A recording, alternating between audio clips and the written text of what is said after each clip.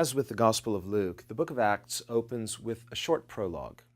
Luke, the author of Acts, refers to his former account, the Gospel of Luke, which records what Jesus began to do and teach.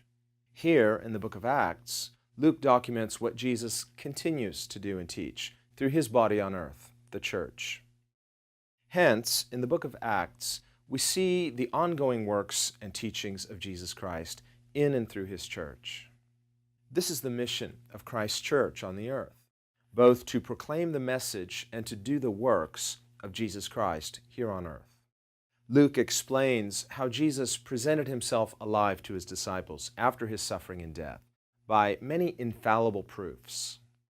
The Greek word for proof here is tekmerion, which means a criteria of undeniable or irrefutable certainty. For these early witnesses of Christ's post-resurrection appearances, his resurrection was not merely a hope, it was an irrefutable certainty. Luke documents how Jesus made many post-resurrection appearances to his disciples.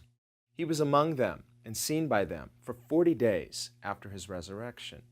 This eyewitness evidence of Jesus' resurrection gave the early church an undeniable boldness. Because they knew for a fact that Jesus was risen and alive, they therefore had a fearlessness and a boldness that really shocked the surrounding world and caused many to sit up and take notice of what they were saying.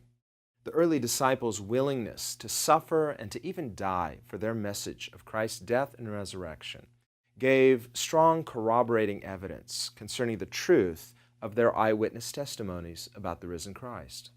Let's allow God to speak to each of us through the written record of the early church here in the book of Acts. In the same way that the first century world sat up and took notice of this bold message of the early Christians, we too, here in the 21st century, need to carefully listen to what these early disciples have to say to our generation as well.